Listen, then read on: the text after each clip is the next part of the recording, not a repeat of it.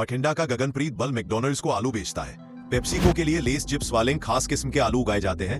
IEC खेत से सीधा गेहूं खरीदता है और अमूल हर सुबह कुणाल भाई पटेल से दूध उठाता है, बिना मंडी बिना दलाल। सोचो जरा, अगर हर गांव हर किसान ऐसे ही सिस्टम से जुड़ पाता। साल था 2020। देश ने इतिहास देखा। लाखों किसान दिल्ली की ओर बढ़ चले थे। नेशनल हाईवे ब्लॉक कर दिया गया था और हर रोज टीवी पर एक ही तस्वीर दिखती थी, किसानों का आंदोलन 3 कृषि कानूनों के खिलाफ। जिन कानूनों को सरकार ने खेती का भविष्य कहा, वहां लाखों किसानों ने उन्हें कहा काले कानून। सरकार कह रही थी इन कानूनों का मकसद किसानों को ज्यादा आजादी देना है, पर किसान कह रहे थे ये आजादी नहीं, ये आजादी छीनने की शुरुआत है। और जब बातचीत से बात नहीं बनी तो नवंबर 2021 में सरकार को ये तीनों कानून वापस लेने पड़े। कि हमने 3 कृषि कानूनों को वापस लेने का, रिपील करने का निर्णय लिया है।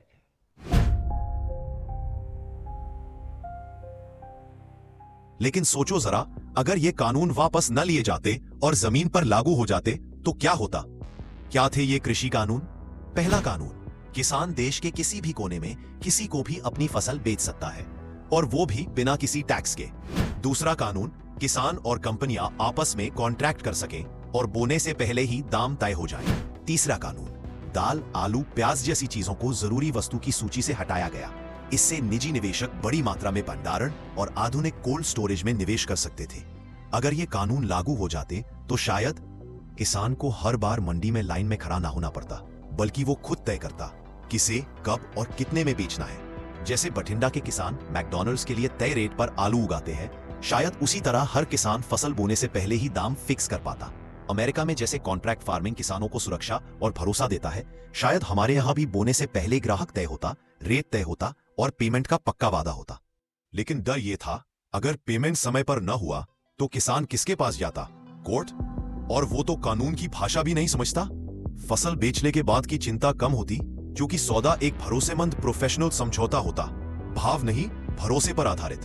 गांवों में छोटे छोटे प्रोसेसिंग यूनिट खुल सकते थे, जहां किसान अपने अनाज को खुद के नाम से ब्रांड बनाकर बेचता। पर सवाल यह भी था, क्या यह सिस्टम छोटे किसानों तक पहुंचेगा या फिर वही पुराने बड़े खिलाड़ी सब कुछ खा जाएंगे? शायद गांवों में कोल्ड स्टोरेज भी बनते, जहां टमाटर, प्याज जैसी चीजें सड़ने के बजाय सही समय पर अच्छे दाम पर बिकती। लेकिन यह भी आशंका थी, क्या बड़े व्यापारी इन कोल्ड स्टोरेज का इस्तेमाल करके माल छिपा लेंगे और कीमतें बढ़ने पर कालाबाजारी करेंगे? मगर चिंता थी, क्या बिना सरकारी मदद के ये इंफ्रास्ट्रक्चर गांव तक पहुंचेगा? महिलाएं और युवा भी खेती से जुड़े कारोबार में उतरते। जैविक अचार, हल्दी, अनाज जैसे प्रोडक्ट अब शहरों में ऑनलाइन डिलीवर हो रहे होते। लेकिन सच्चाई ये भी है, सबके पास डिजिटल समझ नहीं होती। शहरों के पास रहने वाले ही ज्यादा फायदा उठाते हैं। खेती अब अंदाजे पर नहीं, डेटा पर चलती है। ड्रोन से छिड़काव, मिट्टी की रिपोर्ट और एआई से फसल की प्लानिंग, सब मोबाइल पर। लेकिन जो किसान आज भी स्मार्टफोन चलाना नहीं जानता, वो पीछे छूट जाता। एमएसपी अब किसान का इकलौता सहारा न होता, बल्कि कई रास्तों में से सिर्फ एक विकल्प होता। मगर डर यह था, एमएसपी धीरे धीरे पूरी तरह गायब न हो जाए।